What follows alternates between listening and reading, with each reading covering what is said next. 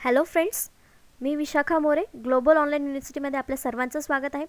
आजच्या व्हिडिओमध्ये आपण महाराष्ट्र सेट 2021साठी टीचिंग ॲप्टिट्यूड जे युनिट आहे, आपलं पहिलं युनिट, ज्याला आपण मराठीमध्ये अध्यापन अभियोग्यता म्हणतो, त्यामधला सब टॉपिक आहे factors affecting teaching related to teacher, learner, support material, instructional facilities, learning environment and institution. या सगळ्यांवरती फॅक्टर कुठले अफेक्ट करतात हे आज आपण बघणार आहोत आजच्या टॉपिकमध्ये. जसं की आपण सिरीज चालू केली आहे, ज्याच्यामध्ये प्रत्येक युनिटवरचं सब टॉपिक्स घेऊन 10 प्रॅक्टिस क्वेश्चन्स आपण व्हिडिओमध्ये घेतो आहे. तसंच आजच्या व्हिडिओमध्ये देखील आपण टीचिंग ॲप्टिट्यूड या युनिटवरचा एक सब टॉपिक बघून 10 प्रॅक्टिस क्वेश्चन्स घेणार आहोत त्याच युनिटवर. जे स्टुडंट्स यावर्षी महाराष्ट्र सेटला अपियर होत आहेत किंवा ज्यांनी फॉर्म भरलेले आहेत, त्यांच्यासाठी एक खास गोष्ट आमच्याकडे अशी आहे पेपर 1साठी, ती म्हणजे एक टेस्ट सिरीज आहे जी स्पेशल या वर्षीच्या स्टुडंट्ससाठी आम्ही केलेली आहे. कारण यामध्ये तुम्हाला आम्ही देतो आहे PYQs, म्हणजे 2011 ते 2020पर्यंतचे जे टेस्ट झालेले आहेत, पेपर झालेले आहेत महाराष्ट्र सेटचे, ते प्रॅक्टिस क्वेश्चन्सच्या फॉर्मॅट, म्हणजे तेच फॉर्मॅटमध्ये तुम्हाला आम्ही देणार आहोत, ते पण कंप्लीट सोल्युशन्ससहित. कारण मागच्या वर्षीच्या पेपर्सचं ॲनालिसिस करणं ही किती महत्त्वाची गोष्ट आहे तुम्हाला माहिती आहे, म्हणून आम्ही याला स्पेशली इन्क्लूड केलेलं आहे. प्रेफरन्स देऊन या टेस्ट सिरीजमध्ये त्याला आम्ही ॲड केलेलं आहे, ज्यामध्ये 40 टेस्ट तुम्हाला मिळणार आहेत फुल सिलेबसवर. म्हणजे प्रत्येक युनिटवर 2 टेस्ट असणार आहेत, त्यावरही तुमची भरपूर प्रॅक्टिस होईल. शिवाय तुम्हाला फुल सिलेबस नोट्स मिळणार आहेत मराठी आणि इंग्लिश दोन्ही लँग्वेजमध्ये. ज्या लँग्वेजमध्ये तुम्ही कम्फर्टेबल असाल त्या लँग्वेजमध्ये तुम्ही नोट्स वाचून या परीक्षेचा अभ्यास करू शकता. फुल सिलेबस व्हिडिओ लेक्चर्स देखील तुम्हाला मिळणार आहेत. पूर्ण कंप्लीट कोर्स हा पेपर 1साठी महाराष्ट्र सेटसाठी तुम्हाला इथे अवेलेबल होणार आहे या टेस्ट सिरीजच्या स्वरूपात. लवकरात लवकर टेस्ट सिरीज सबस्क्राईब करा, जेणेकरून तुम्हाला येणाऱ्या एक्झामसाठी प्रिपेअर राहता येईल, सगळा अभ्यास तुमचा कंप्लीट होईल. म्हणून ही आजच टेस्ट सिरीज सबस्क्राईब करा. ही टेस्ट सिरीज सबस्क्राईब करण्यासाठी किंवा जॉईन करण्यासाठी प्ले स्टोअरवर जाऊन ग्लोबल ऑनलाईन युनिव्हर्सिटी नावाचं ॲप्लिकेशन डाउनलोड करायचं. ॲप्लिकेशनवर तुम्हाला संपूर्ण माहिती मिळेल, किंवा व्हॉट्सअप नंबर दिलेला आहे, त्या व्हॉट्सअप नंबरवरती मेसेज करूनही तुम्ही इन्फॉर्मेशन घेऊ शकता आणि आपल्या अभ्यासाला सुरुवात करू शकता. सुरू करूया आजचा आपला टॉपिक, ज्याचं नाव आहे factors affecting teaching related to teacher. म्हणजे आपण एक घटक घेतो आहे ज्याच्यावरती कुठले फॅक्टर्स अफेक्ट करतात टीचिंग करताना, ते बघायचं आहे. तर पहिला घटक आपला आहे तो आहे टीचर, म्हणजे शिक्षक, शिकवणारा. तर त्याचे काही पॉईंट्स आहेत, आपण एक एक पॉईंट्स समजून घेऊयात. Subject knowledge. टीचरला सब्जेक्ट नॉलेज चांगलं असलं पाहिजे, म्हणजे जो सब्जेक्ट त्याचा आहे त्याच्याबद्दल त्याला भरपूर ज्ञान पाहिजे, तेव्हाच तो विद्यार्थ्यांमध्ये ते ज्ञान वाटू शकेल किंवा विद्यार्थ्यांमध्ये इंटरेस्ट निर्माण करू शकेल त्या सब्जेक्टबद्दल. म्हणून त्याला सब्जेक्टचं नॉलेज असलं पाहिजे. Knowledge of learner. तर टीचरला सब्जेक्टबरोबरच लर्नरचं सुद्धा नॉलेज पाहिजे, किंवा लर्नरचं नॉलेज देखील चांगल्या प्रकारचं असलं पाहिजे, तेव्हा ते टीचिंग इफेक्टिव्ह होतं. आणि जर ते तसं नसेल तर मग लर्नर आणि टीचरमधलं संभाषण आहे, कम्युनिकेशन आहे, ते चांगल्या प्रकारे होत नाही. नंतर टीचिंग स्किल्स. टीचरला त्याचे वेगवेगळे स्किल्स इन्क्लूड करावे लागतात आपल्या टीचिंगमध्ये, ते इफेक्टिव्ह होण्यासाठी.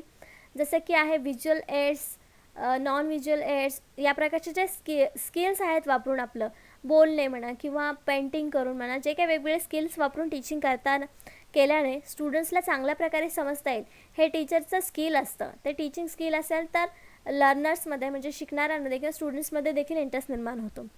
Friendliness and approachability. टीचरचा अप्रोच चांगला असला पाहिजे, आणि फ्रेंडलीनेस जर टीचर असेल तर स्टुडंट्स त्याच्याकडे अट्रॅक्ट होणार नाहीत, किंवा ते चांगल्या प्रकारचं कम्युनिकेशन तिथे होणार नाही.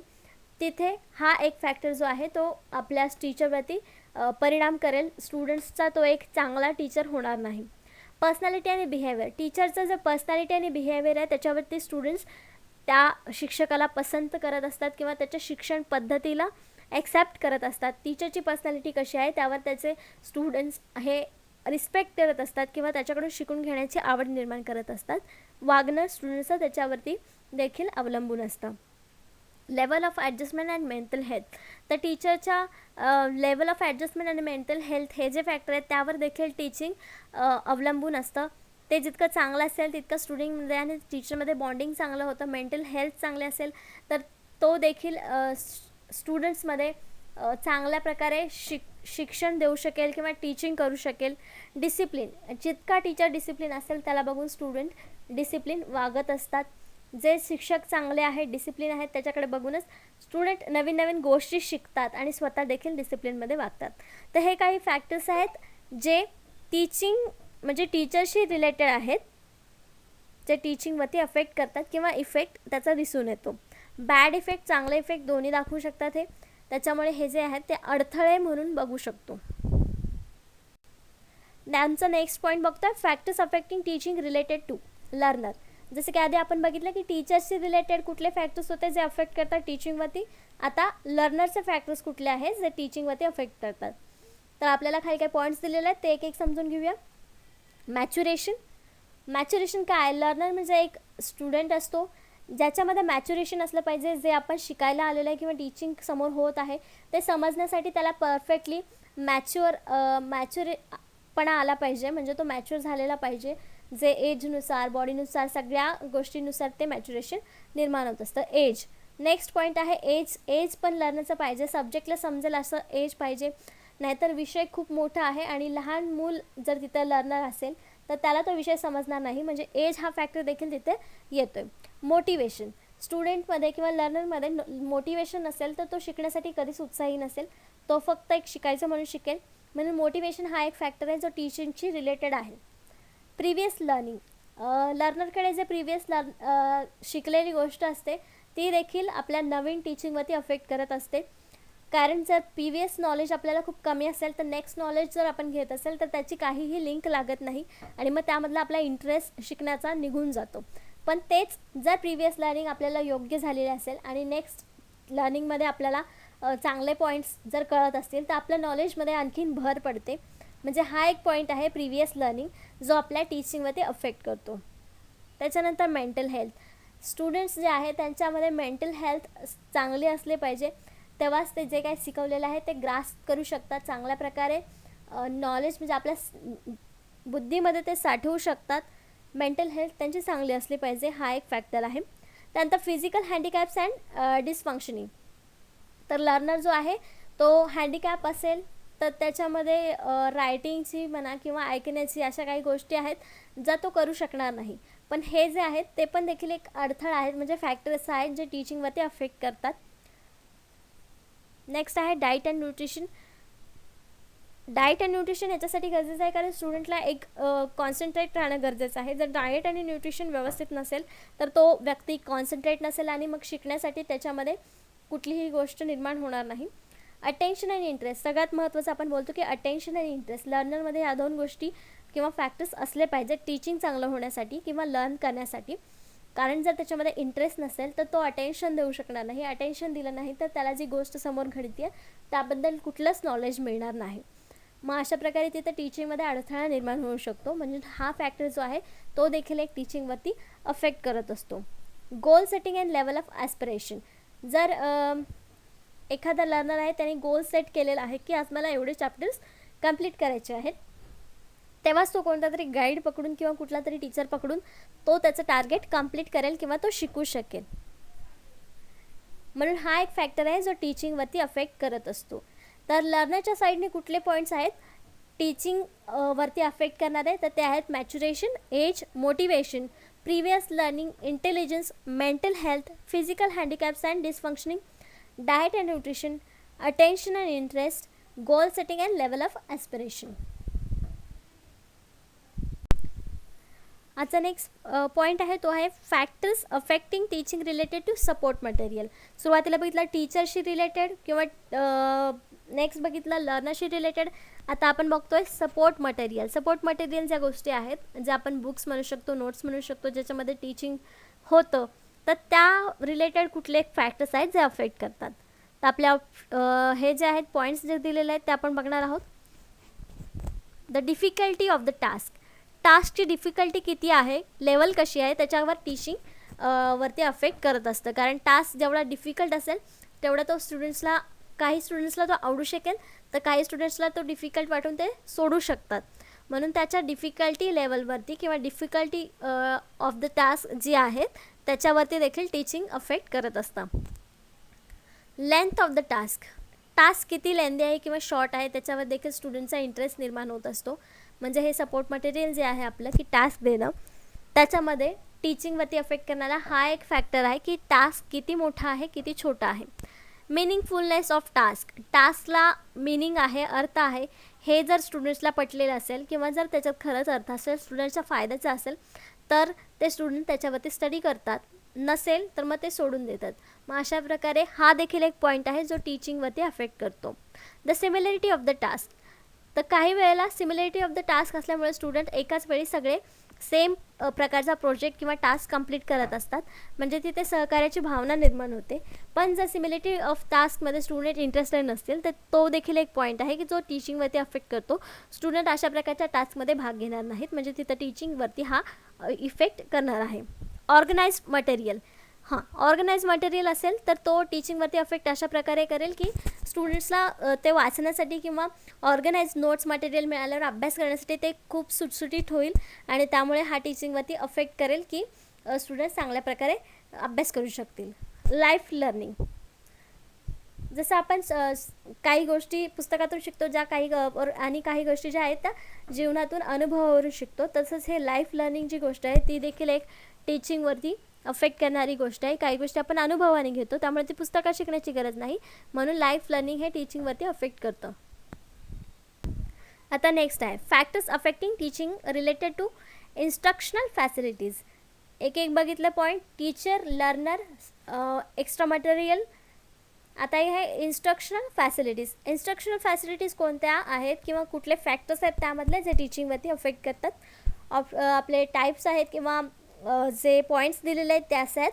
Distribution of practice, whole versus part learning, recitation, knowledge of result, learning by doing, suitability of method, teacher and environment related factor. तर इन्स्ट्रक्शनल फॅसिलिटीमध्ये काय येणार आहेत, जे काही इन्स्ट्रक्शन आपण घेणार आहोत त्या म्हणजे इन्स्ट्रक्शन देण्याच्या ज्या फॅसिलिटी आहेत त्यातल्या कुठल्या गोष्टी ज्या आहेत त्या टीचिंगवरती अफेक्ट करतील. Distribution of practice. प्रॅक्टिस किती वेळेस व्हायला पाहिजे याचं डिस्ट्रीब्युशन जर देणार असेल किंवा दिलेलं असेल तर ते स्टुडंटला किती चांगलं वाटतं किंवा किती कंटाळवाणं वाटतं आहे त्यावर देखील टीचिंग अफेक्ट करतं. Whole versus part learning. कुठली गोष्ट आपण किती शिकतो आहे, पूर्ण शिकतो आहे की पार्टने शिकतो आहे, त्यावरनं देखील टीचिंग चांगलं आहे की वाईट, हे वाईट म्हणण्यापेक्षा स्टुडंट्सला आवडतं आहे की नाही हे समजेल. Knowledge of result. रिझल्टचं आपण एखादा स्टुडंट नॉलेज घेतो आहे त्याच्यामध्ये त्याला जर चांगले रिझल्ट्स मिळत असेल तर देखील स्टुडंट्स एक्सायटेड असतात किंवा इंटरेस्टेड असतात टीचिंगमध्ये, म्हणजे हा एक फॅक्टर जो आहे तो टीचिंगवरती आपल्याला अफेक्ट किंवा इफेक्ट काय होतं ते दाखवू शकतो. Learning by doing.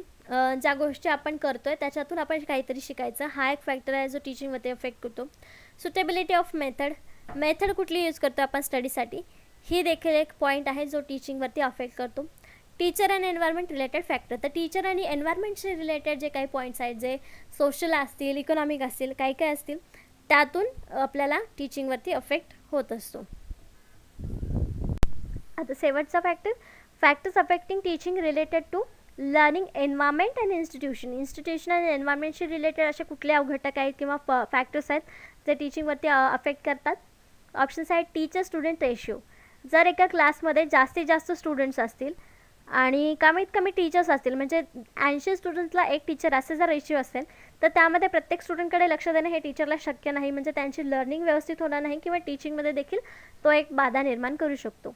Quality of teachers and their commitments. जर टीचरची कमिटमेंट चांगली असेल पण क्वालिटी जी आहे टीचर्सची ती योग्य नसेल, त्यांना सब्जेक्टचं नॉलेज नसेल आणि कमिटमेंट देखील फॉल्स ठरत असतील तर त्या ठिकाणी टीचिंगवरती अफेक्ट होऊ शकतो. इन्फ्रास्ट्रक्चर. शाळेमधले जे बेंचेस असतात, फळे असतात, बाकं असतात, ती व्यवस्थित असतील तर स्टुडंट्स त्याच्यामध्ये लर्निंगमध्ये इंटरेस्ट घेतात किंवा ते चांगल्या प्रकारे लर्निंगची गोष्ट होऊ शकते एन्व्हायरमेंटल अडथळ्यांशिवाय. Adopted teaching methods. Next point आहे अडॉप्टेड टीचिंग मेथड्स. जे काही आपण मेथड्स टीचिंगच्या आत्मसात करतो आहे त्या घेणं गरजेचं आहे.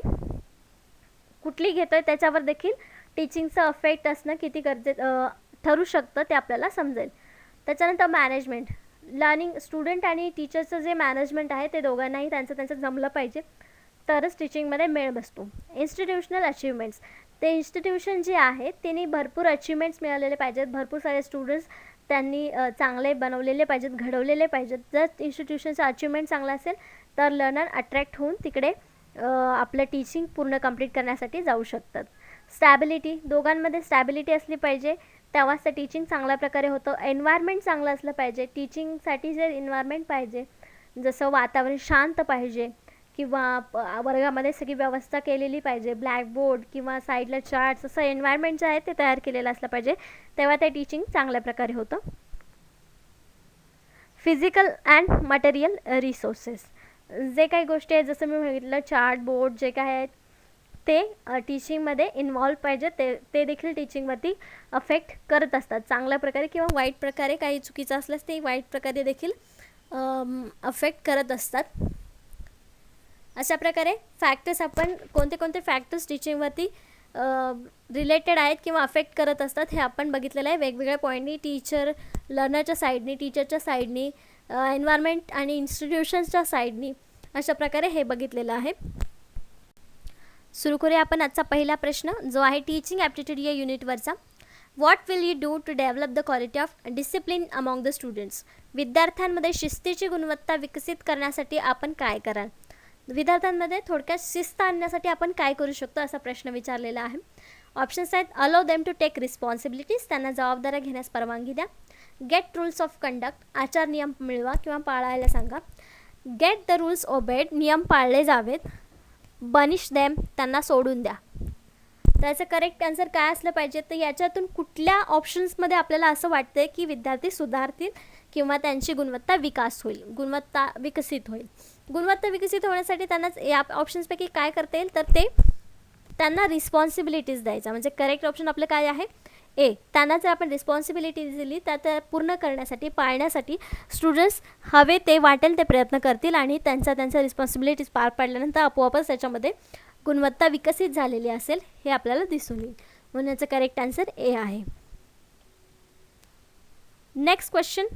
For good learning it is a must for the school to have. चांगल्या शिक्षणासाठी टिंब शाळा असणे आवश्यक आहे किंवा शाळेमध्ये ही गोष्ट असणे आवश्यक आहेत. आपले ऑप्शन्स आहेत वास्ट ओपन एरियाज, बरीच मोकळी जागा, अ गुड लायब्ररी, एक चांगली लायब्ररी, बिग प्लेग्राऊंड, मोठे खेळाचे मैदान, गुड स्टुडंट्स रूम, चांगल्या विद्यार्थ्यांची खोली म्हणजे जे वर्ग खोली ज्याला आपण म्हणतो ते.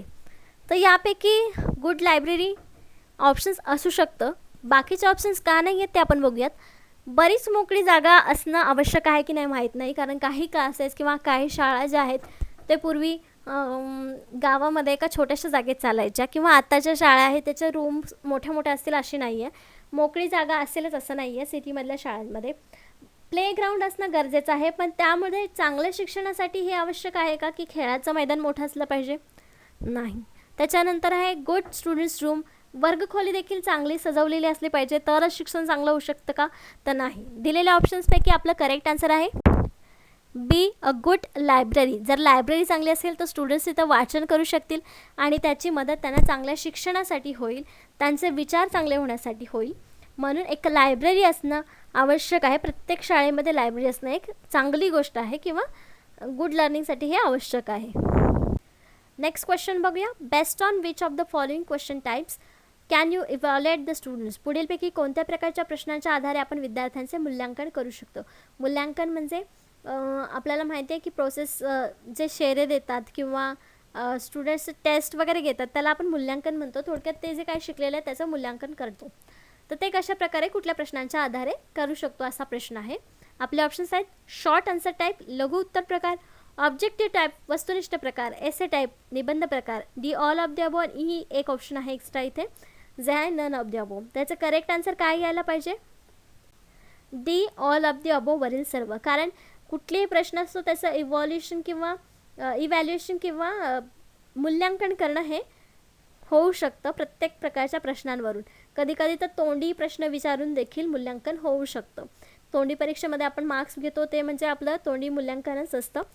म्हणून इथे करेक्ट ऑप्शन आपल्याला मिळालेलं आहे D all of the above वरील सर्व प्रकारे आपण मूल्यांकन करू शकतो. नेक्स्ट क्वेश्चन आहे NLM स्टँड्स फॉर. NLM म्हणजे काय किंवा त्याचा फुल फॉर्म काय. आपले ऑप्शन्स आहेत national liberty mission, national literacy mission, national labour mission, none of the above. त्याचं correct answer B, national literacy mission. NLM stands for national literacy mission. हे आपल्याला लक्षात ठेवायचं आहे कशासाठी आहे, जे आपल्या टीचिंग ॲप्टिट्यूड युनिटशी रिलेटेड आहे. हाच प्रश्न आपल्याला कदाचित हायर एज्युकेशनमध्ये देखील येऊ शकतो. त्यामुळे NLM जे आहे stands for national literacy mission, हे आपल्याला लक्षात ठेवायचं आहे. Next question, quality of dash dash in a teacher helps in overall growth of student. शिक्षकातील टिंबटिंबची गुणवत्ता विद्यार्थ्यांच्या सर्वांगीण वाढीस मदत करते. तर शिक्षकातला असा कुठला गुण आहे जो विद्यार्थ्यांच्या सर्वांगीण वाढीस मदत करतो? आपले ऑप्शन्स आहेत बीइंग अ स्ट्रिक्ट डिसिप्लिनर, कडक शिस्तबद्ध असणं, बीइंग अ स्पोर्ट्समॅन, क्रीडापटकार असणे, बीइंग अ मर्सीफुल मदर, दयाळू आई असणे, बीइंग अ सायकोलॉजिस्ट, मानसशास्त्रज्ञ असणे. कडक शिस्त असेल तेव्हा काही स्टुडंट्स पळून जातात. स्पोर्ट्समॅनशिप म्हणजे फक्त खेळामध्येच हुशार असणं चांगली गोष्ट आहे का शिक्षकांनी? नाही. आणि डी सायकोलॉजिस्ट म्हणजे फक्त मानसशास्त्र म्हणजे स्टुडंटची मनोओळखणं, यामध्ये स्टुडंटची गुणवत्ता होऊ शकते का? नाही. तर शिक्षकांनी एक दयाळू आई असणे म्हणजे बीइंग अ मर्सीफुल मदर जे आहे, ही गुणवत्ता विद्यार्थ्यांमध्ये वाढीस लागते. कारण एक शिक्षक जेव्हा आई होऊन विद्यार्थ्यांना शिकवतो तेव्हा विद्यार्थी देखील खुलून त्याच्याशी मोकळेपणाने बोलून आपल्या समस्या समजून शिक्षणामध्ये इंटरेस्ट घेतात. मग अशा प्रकारे इथं आपला आन्सर आहे बीइंग अ मर्सीफुल मदर, दयाळू आई असणे, हे आपलं करेक्ट आन्सर आहे. सी ऑप्शन जे आहे, ही गुणवत्ता विद्यार्थ्यांमध्ये सर्वांगीण वाढीस मदत करते. Next question, which of the following can we develop to solve aimlessness in education. Aimlessness म्हणजे काय? कुठलेही ध्येय नसणे. शिक्षणामधील निराधार निराकरण करण्यासाठी आपण पुढीलपैकी कोणते विकसित करू शकतो किंवा कुठला घटक विकसित करू शकतो? आपले ऑप्शन्स आहेत स्ट्रेट फॉरवर्ड एम्स, सरळ ध्येय, सेंट्रलाइज एज्युकेशन, केंद्रीकृत शिक्षण, डेमोक्रेटिक सिटिझनशिप, लोकशाही नागरिकत्व, रिफॉर्म द ॲडमिनिस्ट्रेशन, प्रशासनात सुधारणा करा. तर यातली कुठली गोष्ट आपण चांगली केली किंवा ऑप्शन करेक्ट असणार आहे आपल्या प्रश्नाचं? तर ते आहे सेंट्रलाइज एज्युकेशन. केंद्रीकृत शिक्षण म्हणजे एकाच प्रकारचं शिक्षण आपल्या सगळ्या स्टुडंटला देणे. यामध्ये जर व्यवस्थित शिक्षण असेल, शिक्षणाला महत्त्व द्यायचं आहे, केंद्रीकृत शिक्षण करायचं आहे, त्यावरूनच आपण विकसित करू शकतो, आपण विकास घडून आणू शकतो शिक्षणामध्ये. म्हणून याचं करेक्ट आन्सर आपलं बी आहे. Next question, you want to develop cooperation and team spirit in students, which activities would you proposed. विद्यार्थ्यांमध्ये सहकार्य आणि संघभावना विकसित करायच्या आहे, तर यापैकी कुठला उपक्रम तुम्ही प्रस्तावित कराल किंवा अवलंब कराल? ऑप्शन्स आहेत आर्ट, कला, डिबेट म्हणजे वादविवाद, प्रोजेक्ट वर्क, प्रकल्पाचं काम, क्विज, क्विज म्हणजे प्रश्न उत्तरांचा जो गेम आपण खेळतो तो. तर यापैकी कुठला उपक्रम जो आहे तो या आपल्या प्रश्नाचं उत्तर असेल? जो प्रश्न आपला असा आहे की स्टुडंट्समध्ये कॉर्पोरेशन आणि स्पिरिट, टीम स्पिरिट वाढवण्यासाठी करायचं आहे. आर्ट, कलामध्ये काय होईल का? नाही. डिबेटमध्ये टीम स्पिरिट वाढेल का? तर नाही. प्रोजेक्ट वर्कमध्ये हो, प्रोजेक्ट वर्कमध्ये इथं वाढू शकतं. जेव्हा आपण एखाद्या विषयावरती ग्रुपमध्ये प्रोजेक्ट देतो तेव्हा त्यावर एकदा म्हणजे एका ग्रुपमधले लोक एकाच प्रोजेक्टवर काम करतात म्हटलं त्याच्यामध्ये सहकार्याची भावना निर्माण होते. तसंच टीम स्पिरिटसुद्धा जागं होतं किंवा निर्माण होतं. म्हणून याचं करेक्ट आन्सर काय आहे? पुढचा प्रश्न आहे what is the main purpose of punishment to the students. विद्यार्थ्यांना शिक्षेचा मुख्य हेतू काय? म्हणजे विद्यार्थ्यांना शिक्षक जे शिक्षा करतात त्याचा मूळ हेतू काय असतो किंवा ती शिक्षा कशासाठी करायची असते? ऑप्शन्स आहेत डेमॉन्स्ट्रेट ऑथॉरिटी, प्राधिकरणाचं प्रात्यक्षिक करण्यासाठी, protect others from doing the same, इतरांच्या तशाच गोष्टींना करण्यापासून वाचवण्यासाठी, रिफॉर्म द ऑफेंडर, गुन्हेगाराची सुधारणा करण्यासाठी, retaliate for the wrong that has been done, केलेल्या चुकीबद्दल सूड उगवण्यासाठी. त्याचं करेक्ट आन्सर काय असू शकणार आहेत? इतरांनी अशाच गोष्टी करू नये, ही पण गोष्ट बरोबर आहे, पण त्याचा मुख्य हेतू जो असतो तो असतो की त्यांनी केलेला गुन्हा सुधारणे किंवा तो पुन्हा करू नये यासाठी त्याला सुधारणा घडवून आणायची असते, म्हणून त्याला शिक्षा केली जाते. मग आपलं करेक्ट ऑप्शन काय? पुढचा प्रश्न आहे what is the main purpose of punishment to the students. विद्यार्थ्यांना शिक्षेचा मुख्य हेतू काय? म्हणजे विद्यार्थ्यांना शिक्षक जे शिक्षा करतात त्याचा मूळ हेतू काय असतो किंवा ती शिक्षा कशासाठी करायची असते? ऑप्शन्स आहेत डेमॉन्स्ट्रेट ऑथॉरिटी, प्राधिकरणाचं प्रात्यक्षिक करण्यासाठी, protect others from doing the same, इतरांच्या तशाच गोष्टींना करण्यापासून वाचवण्यासाठी, रिफॉर्म द ऑफेंडर, गुन्हेगाराची सुधारणा करण्यासाठी, retaliate for the wrong that has been done, केलेल्या चुकीबद्दल सूड उगवण्यासाठी. त्याचं करेक्ट आन्सर काय असू शकणार आहेत? इतरांनी अशाच गोष्टी करू नये, ही पण गोष्ट बरोबर आहे, पण त्याचा मुख्य हेतू जो असतो तो असतो की त्यांनी केलेला गुन्हा सुधारणे किंवा तो पुन्हा करू नये यासाठी त्याला सुधारणा घडवून आणायची असते, म्हणून त्याला शिक्षा केली जाते. मग आपलं करेक्ट ऑप्शन काय? Next question, what's the best way to calculate human values in students. विद्यार्थ्यांमध्ये मानवी मूल्य वाढवण्याचा उत्तम मार्ग कोणता आहे. मानवी मूल्य जे प्रत्येकामध्ये आवश्यक असतात त्यावरून मानवाचं बिहेवियर वगैरे ठरवतं. अशा प्रकारचा म्हणजे हे जे मूल्य आहेत ते वाढवण्याचा उत्तम मार्ग कोणता आहे हे सांगायचं. आपले ऑप्शन्स आहेत, इम्पार्ट नॉलेज अबाउट सोसायटी, समाजाबद्दल ज्ञान द्या. इम्पार्ट स्ट्रिक्ट डिसिप्लिन, कडक शिस्त लावा. Impart knowledge of ethical values, नैतिक मूल्यांचे ज्ञान द्या. इम्पार्ट नॉलेज ऑफ हिस्ट्री, इतिहासाचे ज्ञान द्या. इतिहासाचं ज्ञान दिलं तर तिथे मूल्य वाढणार आहेत का, नाही. नैतिक मूल्यांचं ज्ञान दिल्यावरती होऊ शकतं. स्ट्रिक्ट कडक शिस्त लावून देखील इथे मूल्य वाढू शकतात का, नाही. म्हणजे बी आणि डी ऑप्शन्स गेले. मग याचं करेक्ट आन्सर काय आहे, C, impart knowledge of ethical values. नैतिक मूल्यांचं ज्ञान दिल्यानंतर त्याच्यामधली मानवी मूल्य जे ते वाढण्यास मदत होते किंवा त्यांच्यासाठी तो मार्ग मोकळा होतो. म्हणून याचं करेक्ट आन्सर सी आहे. नेक्स्ट क्वेश्चन बघूया आणि आजच्या आपल्या व्हिडिओचा हा शेवटचा प्रश्न आहे, how can we make teaching more effective in a class. वर्गात अध्यापन अधिक प्रभावी कसे करता येईल. एक शिक्षक जो आहे तो आपलं अध्यापन प्रभावी करण्यासाठी काय करेल या ऑप्शन्सपैकी आपल्याला सांगायचं आहे. ऑप्शन्स आहेत, give some type of practice question after teaching a concept. संकल्पना शिकवल्यानंतर अशा प्रकारचे सराव प्रश्न द्या यावरती किंवा या टॉपिकवरती प्रश्न द्या. Finish homework at school and solve practice question at home. म्हणजे शाळेत गृहपाठ पूर्ण करा आणि सराव प्रश्न घरी सोडवा. गृहपाठ हा शाळेत केला जात नाही म्हणून हे आपला ऑप्शन करेक्ट असू शकत नाही. Give some type of question to solve after school. शाळेनंतर सोडवण्यासाठी तशाच प्रकारचे काही प्रश्न द्या. Regular homework should be given. नियमित गृहपाठ दिले पाहिजेत.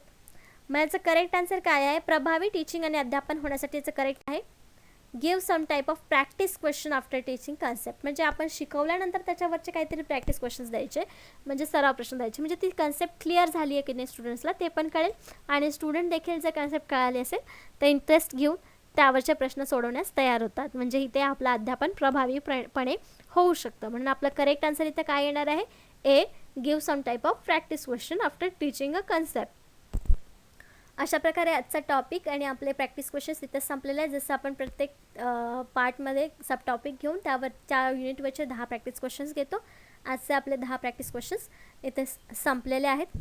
धन्यवाद. नेक्स्ट लेक्चरमध्ये देखील टीचिंग युनिटवरचाच सब टॉपिक घेऊन प्रॅक्टिस क्वेश्चन्स बघणार आहोत. धन्यवाद.